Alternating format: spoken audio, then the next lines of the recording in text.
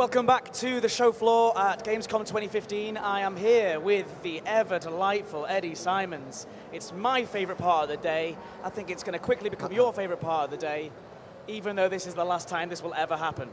So this is the last time we're ever... Well, ever. That sounds very ominous, doesn't it? Yeah. Maybe next year. But the last time we're going to speak to you at Gamescom 2015. It has been such an amazing time. Like I cannot say enough how much fun it has been doing these live streams, meeting new people. But for me, it hasn't been the live streams and the meeting the new people and seeing people's reactions to the games, all the crowds and just feeling the atmosphere. For me, the Gamescom highlight was my taxi journey last night. Oh, yes, yes. So that's a bit of a strange thing to say over a loudspeaker at Gamescom. But if you want to know more about that story, there's a little tease there. It was very interesting. Basically, it involved a taxi driver. He just suddenly sat down, and then lights appeared on the ceiling in the taxi. And I was like, what is going on? I thought, something is awry. I've noticed something's a bit strange here. And then he projected Michael Jackson onto the roof of the taxi and clipped on a headset mic, looked like very much like this. And I was like, I've got to get my phone. Where's my phone? Something is about to happen. I filmed him singing Man in the Mirror at full blast, being projected out into the taxi. If you want to see that video, I am going to try and upload it to YouTube. Anyway, less about my personal stories. Yeah. That was a lot of fun. What was your highlight of Gamescom so far?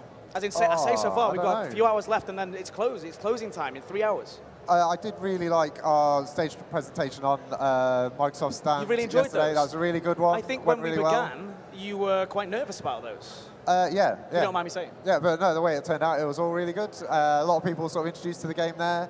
And yeah, just had some really good performances of people like playing the game for the first time. It went really well. Like live on stage with this huge screen behind a lot of pressure on them. And some of them did it. I mean, what's the fastest time you saw? Because of course we challenged people to take on the basic combat training demo, see how fast they could do it. What was the fastest time? I think it was 53 seconds. Wow. Which for the first time playing, that's pretty good. Really smart. Yeah, really, really good. So anyway, thanks to anybody watching who actually may have taken part in one of those. Before we start as well, we have, of course, I asked the trivia question just before. I asked the question, which one was it? Where did we get up to? It was, did I say about the Curiosity rover? That's the one, the Curiosity rover, which landed on Mars. I asked, because it's like a planetary landing theme. If you saw what I did there, it's pretty smart. Clever. So what date did it land? Of course, we have the answer, which is August of 6th, 2012. August the 6th, 2012. Already that long ago. Doesn't it feel like it was a lot more recent than that? Anyway, so the answer was loads have got it right using the hashtag EDGC15, which was really cool. But we had @Spaceman0508. At the very catchily named @Spaceman_0508. Also, the Irish Spaceman is the name of him on Twitter. So congratulations, you have won yourselves a Gamescom paint job, which I think is really, really super cool. We have one person giving a little cheer out there. It was nice, thanks for that. Also, we have been using the hashtag EDGC15 to tell us why and what you would name your planet if you had the chance to. Which, of course, one person is going to be picked at the very end who has answered that question and actually will be able to answer name their own planet. So we have had a few suggestions in already. I did list some of them earlier, but I thought some of these were quite cool too. @Spytech said, I'd name my planet Cat World, because cats. Which was it's a good reason. An intellectual response, I think. Justin Greenland said, I would name my planet Gyroid, because it is an infinitely connected, triply periodic minimal surface. And this is a mathematically cool thing. There you go.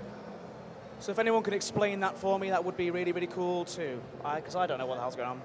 And finally, Psycho Cow, and the award goes to Psycho Cow for the stupidest named planet. You haven't won, but for the stupidest named planet, which is Awesome ED Planet - the coolest, which I think is the worst, but maybe the best planet. It's not the snappiest, really. Yeah, but I mean, I understand what you're going for. You're trying to sort of hope that we would choose your name over others because you're being nice to us. Anyway, but that's very cool. So, what we're really here for right now, keep those coming in, by the way, because we aren't choosing those till about 4:30. That's when we'll be announcing the winner for the Name the Planet competition. But we do have Eddie Symons here with us. Eddie Symons, welcome again. I've introduced you twice now. Yeah. In fact, this is the 5th time we've spoken to you. But what we decided I'm the opposite of someone who needs no introduction. I need an introduction about 5 times. That's my level of fame. At this point, the people watching, I could have just gone, right, here's Eddie Symons, here are the questions. We've got a very professional piece of paper here with lots of questions written down from the forums that we took earlier on. We've got some last-minute questions as well on Twitter, just a couple.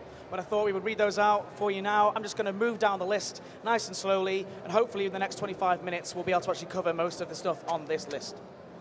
So, Commander Debick, first of all, asks the simple question, Eddie, what happens when you die? Well, depending on whether you've been a good boy or a bad boy. Yeah, depending on what area of the country, what area of the world you live in, depends on your belief structure. And unfortunately, that's not really a question that we have quite the religious authority to. We've simplified this for Elite. Yeah. And generally, you appear back at the starport that you were last Yeah, so generally speaking. I think he means... but yes, now when you're down on the surface on a buggy, or in a buggy, in an SRV. SRV, thank you very much, yes. The plan is that you'll be returning to your ship. So like, if your buggy's destroyed, SRV's destroyed, you'll be going back to your ship. So what happens if you had actually taken off and blasted off somewhere, like you said so if your ship is like in orbit, then you'd still be going back to your ship. Oh, so you would go up to your ship in orbit. Okay, fair enough. I mean, it's a video game at the end of the day, right? When you die, there's a funeral screen, and then you have to repurchase the game again. It's really quite sad and traumatic. That'd be a bit awkward. Yeah, just back up to your ship. That's really cool. Okay, so a few people are asking about the loot system. I don't know if you could say anything. I don't know if that's your area. No, that's more Sandy's thing, really. Okay. He's the one who's been like really championing that system. So yeah. Better to save the questions for Sandy. I think he mentioned it in when we spoke to him. Or one of the conversations we've had. I think it might be the Q&A that we had on Wednesday, which is actually we're going to show that shortly after Eddie's interview, about 15 minutes after Eddie's interview. But I think he mentioned that he said there would be a loot system, but I don't think he went into any more detail. So I think we're just going to have to wait for more information on that, unfortunately. Yeah. But I can confirm that he's very excited about it. Yeah, he's really into the idea. It's like one of the main things that he wants to make sure happens during the Horizons season. And if anything comes across with Sandy, it is his enthusiasm. Like having him here this week has been so good because he just really brings that enthusiasm about him. And so I know he really, really cares. He really, really cares what people think about it. And I think he's going to work really hard to make sure this loot system is as awesome as possible. Obviously, with everybody's input, it's not just everyone's going to imagine him on his own, like designing and building this loot system. No, of course, he has everybody's support from him. So another question. All good. We've got some more chanting from the noise bus to put us off some more. Thanks, guys. Cheers. So what will happen with my wingmates if they follow me but they don't have Horizons? That was asked by Spytech. Okay. So basically, your planetary approach will be blocked if you don't have the right equipment for that. So you won't be able to do the orbital descent down to the surface of the planet if your ship isn't equipped for it. And you'll only be able to buy that equipment if you purchase Horizons. Yeah. So you're flying in a wing together, and then two guys have it purchased and two guys don't. Yeah, they'll be equipped to go down. The other people will be sort of warned that they're not able to sort of make that descent. Okay. And they'll sort of like hit an emergency drop similar to what we have now. Okay.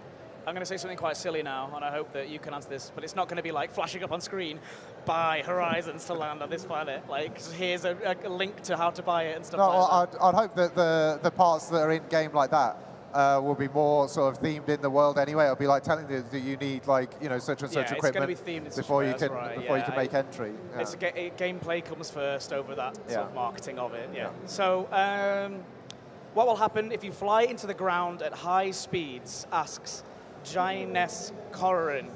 Brings us back to the first question, really. You'll die, and then you'll go back to your ship.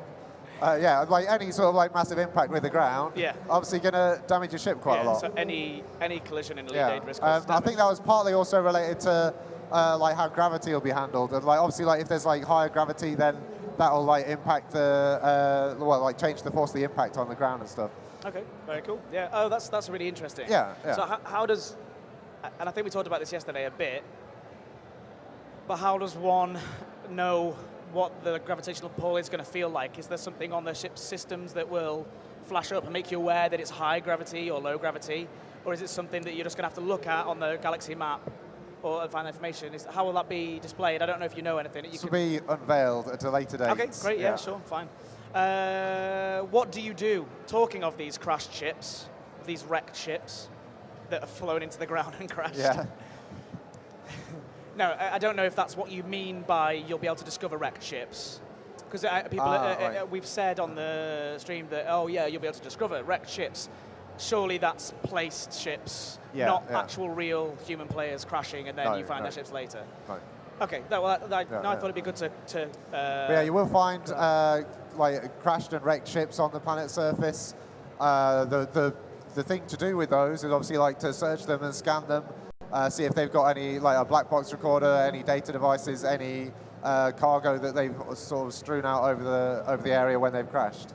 And I don't want to skip ahead too much because I want to read these out in order. Okay. There is a question about missions. Will that be tied into? Well, first of all, the question was, are there missions? I can't remember who asked it. I'm sorry, whoever asked that question. Thanks for the question. But they just said, are there going to be missions on the planets? Yes. That is all you can say about that? I can say, well, I can probably say a little bit more. So, I mean, the mission system will be expanding. You know, we're constantly working on that. Yeah. So I don't want to go into too much detail about the different changes that we're going to be making to it. But there's changes that will affect your missions that you're picking up in starports, and also some new developments which will allow some extra, sort of more exciting things in missions that take place on the planets as well. Did you mention the branching missions type thing? Possibility. Yeah. So that's something what we have at the minute. Like chained missions, I think is something that we'll be looking at as well. So how it follows on, how missions can follow on from each other. And I'm assuming that will just, again, spread to Elite Dangerous Horizons. It's obviously, just part of it, yeah. Okay. And I mean, you could have connected missions as well, where it would start off doing something in space and then go down to the planet's surface, and you need to sort of do that part to finish it off. Okay. Obviously, those missions would only be available to you if you had a device capable of getting down to the planet's surface. Yes. So the time is actually flowing by quite quickly. Oh, okay. So I will move on. What do you do across ships? Missions on planets? Oh, I found it. It's my Cuero who asked that question. Thanks, guys. Okay. So I never know how to pronounce his name. Is it Persisk? I'm not sure. But we were often reading your tweets and things, and I really enjoy receiving your tweets. So Persisk, thanks for this question. Are these ground starports in at launch? He asks. Yes. Nice, easy one. Moving on. So what sort of form will they take? Are they going to be these like lots of different sized structures? Yeah, you'll see a variety of different ones. Like the larger ones, with like landing pads and stuff, are obviously the main bases where you're able to land, go and trade, pick up missions and stuff. But there'll also be like smaller outposts as well, which will be more oriented around the missions. So are these different, so are those the places that are going to be defended by skimmers and things like that you can take on? Is that the idea? That's the idea, That's the idea, yeah. Okay, fantastic. Thanks for that question. Next question we have from Alien. Can we have the Frontier intro? You've been asking this the whole time on Twitter. Right, and it's interesting because Eddie picked this one out and I don't know the answer, so we'll find out. But the question was, can we have the Frontier intro remade using the new remade theme by Dave Lowe, who was Kickstarted project, which was really fantastic. You should check that out. Dave Lowe's he reimagined the theme in a way, or just sort of put together the proper orchestra. It's really fantastic. But thanks for that question, Alien. The answer is... There aren't any plans to currently. I'm sorry. That's so disappointing. Disappointing, I genuinely thought you were But when I saw that, I just thought that's something that the fans have got to sort of pick up on. Surely, we get a lot of really great players like making their own videos and stuff. Somebody has to rise to that challenge, surely. So actually, you're challenging the community to do that. Somebody has to make that happen. Yes, brilliant. Cool. So Arbanax on the forums asks, how will you find your way back to your ship? Is it actually possible to get entirely lost? You'll be able to, like when you've left your ship and driven around in the SRV a little bit, if it's gone off into safety, into orbit, then you'll be able to recall it to your position to come and collect you again. Okay, great. So you don't have to worry about losing your ship entirely. You'll always be able to bring it back to you. Does it still appear on your radar though? So if you do want to do that while you're driving around, it'll still be on your radar, so you'll be able to get back to it. But if you sort of get beyond a certain distance, then it'll decide for safety reasons it's best for it to leave, so it doesn't come under attack. Okay, nice one. Thank you very much. We have another question here from Ape808, who says, will we be able to land on the moon? We talked about this earlier today with Neil Armstrong. On the moon. Well, why would we just let anybody, any old riffraff, land on the moon, though? You know, Our beloved moon. we've already sort of got permits like blocking off the Sol Exactly. system from a lot of people, which people have been able to access now. But yeah, the main question is like, who would we let near there? Because it's obviously a protected area, somewhere very special in the history of humanity. So yeah, if you can get the required permit, then you may be able to visit. I say if, and that sounds like it's almost like going to be quite a difficult thing to do, because it's like you say, no riffraff. I know that David mentioned this the other day as well. He said there's going to be an in-law reason as to why it's going to be in this way. So yeah, just look out for that. I think it's going to be quite exciting. I think it's going to be a real thing that people are going to seek out to try and do. That's going to be fun. Thanks for that, Ape to Wait. And he has another question. When will we find out what that screen between our legs is for? Soon. Somebody finally said soon. I don't believe it. Although apparently on our cards, our title cards, it says back soon. And someone was like, TM, back soon, TM. It's quite good. Anyway. Yeah, but yeah, that panel all will be revealed is that right? Is that in true? Horizons. Actually, in Horizons. So actually in this year or at launch? Oh, shall I leave it as a bit of a mystery? Yeah, have to guess a little bit, but at some point in Horizons, you'll find out what that's actually for. Hey, that's cool. And this has been the plan all along to have that. I mean that thing. It's it's been sat there all the time, just sitting there out of the way. No one really paying much attention. Yeah. But soon we'll see. I what thought it it's was just for. an iPad. I thought it was just to play your music on and stuff, and play. I don't know. I'm sure I did have somebody saying like I can't remember who it was now. I don't want to embarrass them, but somebody was asking me. If you'd be able to like just integrate your own video player or something with that thing, so that you could have your own in-flight entertainment there. It's not embarrassing. It's quite cool. Was it you who asked me? I think it was me. No, it wasn't. So here we go. After landing, Mobius. Thanks for your question. Mobius of the PvP group, Mobius, which is named after him. But yeah, Mobius also an ambassador as well. So welcome, Mobius. Hello. So Mobius says, after landing, what is the transition like for getting into the SRV? Okay. So this is one of the ones that was also asked at the community event that we did the other night. Yep. So the plan is that it's just going to be a Fade to Black transition, similar to when you go from ship to ship. Okay, that's interesting. Because otherwise it would sort of require you actually like getting out of your seat, walking along, or getting into the buggy, and apart from that possibly being a bit time-consuming to see each time, we also want to sort of save all of the aspects of like walking around your ship and everything for a later date. For a later date. Good answer. Very good answer. Again, slightly teasery as well. But good. So various questions about the unidentified artifact. Oh, yeah. Is it just a red herring? I saw lots and lots of different questions in there about it. I don't want to answer any of them really, because I still think it should all be down to the players to figure out what the mystery is there. But the one thing I will say, the question that did get asked was, is it all just a red herring? Is it just like a mystery that can't actually be solved? It's not. It is solvable. I'm surprised it hasn't been yet, because we've got some very clever players who are thinking about it in some very interesting ways. Yeah. But I don't think it's been cracked just yet. No, it hasn't. But it's worth sticking with. It And things with the unknown artifact will be evolving through Horizons. Through Horizons, so maybe we'll have to give you some help before then, but hey, maybe, not right now. So, will Horizons include more ships? Sorry, from Fractal. Will Horizons include more ships, and will we get more than 30 of them? Yes.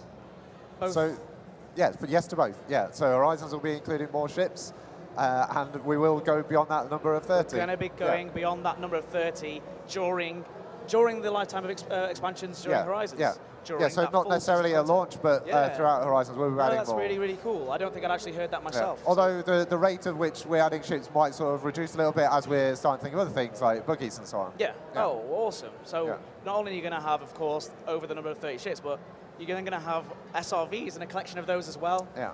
It's really cool. Anyway, it's going to be a good year. It's going to be a good year. So let's have a question here. Moving further down. Are the landscapes built from tiles, or are they completely procedurally generated? That's Danny Squid. Yeah. Okay, so a technical question, really. Yeah, go for it.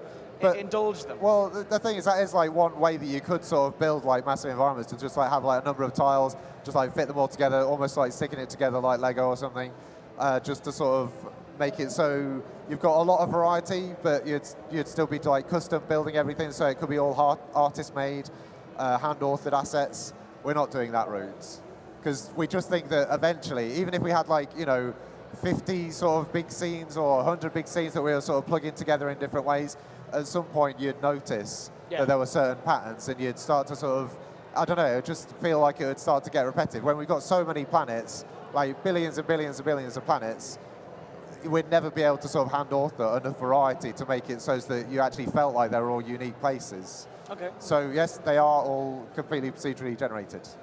They are. So that's going to lead to some strange. That's going to lead to some strange shapes, though. Surely. Yeah. Is that anything you would ever consider a bug? So somebody said like, oh no, there's this really weird structure here. Or is it built in such a way that it wouldn't allow anything too weird to happen?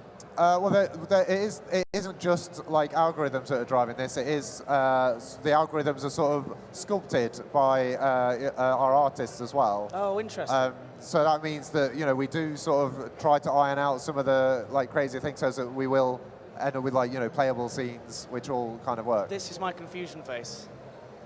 Because I don't you understand. should have a look at John Bertoni's screen sometime. Yeah, I will. And just watch the crazy graphs of numbers and stuff, which all weave into each other. And he looks at it and he like knows what's going to come out of that. It's like reading the Matrix, like DavStart on his server thing when he reads it and it just looks like random numbers running across the screen.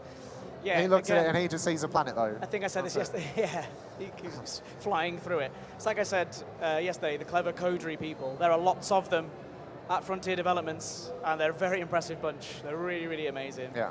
And every single time I get to this point during our stream where I'm chatting with you, and I think about that, and I think, yeah, it's a great pool of talent over there. And actually, we are still hiring as well. So you should go to frontier.co.uk, and there is like a hiring section, and you should go on there. Yes, I have been asked to say this, but I actually do believe in it, and it would be really, really cool to see some really intelligent, more codery people turn up and join us. Yeah. So moving on.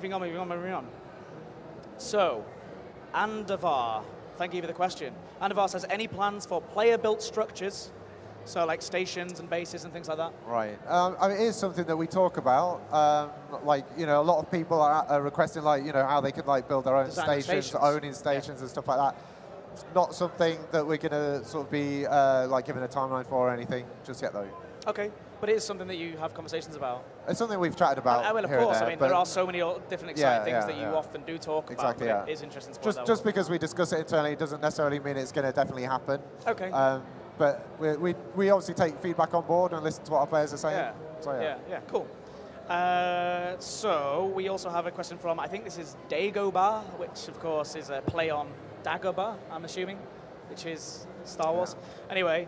How can the player's ship be invulnerable when orbiting under AI control? Because I think you've mentioned that you won't have to worry about your ship, but it is still going to be there flying around for somebody else's easy pickings, right?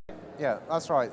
So I think the question was like saying, is it just going to be magic? It just sort of vanishes away and you don't have to worry about it, and it's all just, there's no sort of real explanation for how it can do that. But there is. Oh. There is. Because basically it's going to go off and do a low orbit supercruise jump, so it'll be in like an orbital supercruise around the planet sort of thing. Yeah. You're not on board, so it's going to just shut everything down, go really cold. And as we know in Elite Dangerous, how you detect ships is through heat. So if it's gone up there, disappeared, gone running really cold, you're not going to be able to find it. Let's be honest, nobody is going to be able to find that if in space. It's too far away. Well, I think that's nearly all of the questions that we were given. I think, well, there were obviously a lot of other questions, but they were simply things that we can't answer just right now at the moment. But obviously, we'll be going into loads more detail. We've got. I'm really excited to show these guys some footage as soon as possible. Yeah. We can't give an exact date just yet, but sooner rather than later. I want to see some. So it's going to be a lot of fun. But yeah, Elite Dangerous Horizons, just to reiterate as well again, Elite Dangerous Horizons is a full season of content, starting with planetary landings. We've got a whole year of content, stuff that Eddie isn't allowed to talk about, that he's more excited about than actual planetary landings, which is very, very, very cool. So have you worked on that stuff as well, or is it just the planetary landings aspect of Horizons that you've worked on? It's... Without giving anything away, be careful. Yeah, it's like 3 of the main sort of threads for planetary for Horizons that I've been working on. 3 threads. Yeah. All right, interesting stuff. And we do have one last question. Psycho Cow asks, have you ever tried to out-shirt Sandy Samarco? We saw Sandy's amazing shirt yesterday. We've seen it again earlier today, I think. I wouldn't even try. You wouldn't even try. It's impossible. If you try, he's a powerful man at Frontier Development, so you will be thrown out of the building. If you are seen with a Hawaiian shirt. Actually, some of the guys do have a Hawaiian shirt day, don't they? Yes, yeah. And they all come in Hawaiian shirts. One of the guys heavily involved in the planetary generation stuff. Oh, right. Ant Ross, he's a Ant big Ross, fan of the Hawaiian shirt as well. He was a Meet the Team recently, wasn't he? A few weeks ago. Yeah, okay, Anthony yeah. Ross, yeah. Also, some of the guys in the office also have, because obviously it's a video games office, it's quite interesting. You just wear casual clothing, obviously, when you go to work. So you have, on Friday, they have Dress Up Friday, where they wear suits on a Friday. So, yeah, I thought that was an interesting tidbit of information about Frontier Development. That's the kind of people we work with. They're all fantastic. Anyway, so, Eddie, thank you so much again. It has been an absolute pleasure to talk with you. It's about 25 minutes past, or 26 minutes past. We are going to be coming back very shortly, I think in the next sort of 15, 20 minutes. We're going to be showing the Q&A that we did, the very first thing we did at Gamescom on Wednesday. We're going to be showing that again just in case you missed it, so you guys can discuss it while they talk about it again. I really try and pick some of that more information out there from David's answers and Sandy's answers. But I hope you really, really enjoy that. Again, I want to reiterate one last time, this is, use the hashtag EDGC15 and answer the question, if you could name a planet, what would you name your planet and why? Make sure you answer that question, because in an hour's time, we'll be picking the final winner, and you'll be able to get to name your own planet, which I think is awesome. I think we have, yeah, we do. We also have one last trivia question, one last Gamescom paint job to give away, which I will give out at the same time, about 4:30. I keep checking my watch. It was the worst decision to buy this watch, just looking at it. I don't even look at it. We heard about Neil Armstrong's famous phrase earlier, which I can't repeat, because I don't know what it is. But who else landed on the moon with him? Who was Neil Armstrong's wingman? Don't answer it. Use the hashtag EDGC15 and answer that question, and after the break, we will be giving away that final exclusive Gamescom paint job as well. Also answer the question, if you could name your planet, what would you name it and why? Let's get using that hashtag for the last hour of being here. Thank you so much for watching this section. Thank you so much, Eddie. I hope you've had an amazing Gamescom, as good as mine's been. I know you didn't get to see the taxi driver singing to Michael Jackson, but it was incredible. But anyway, thanks again. And yeah, thanks viewers, and we'll see you after the break.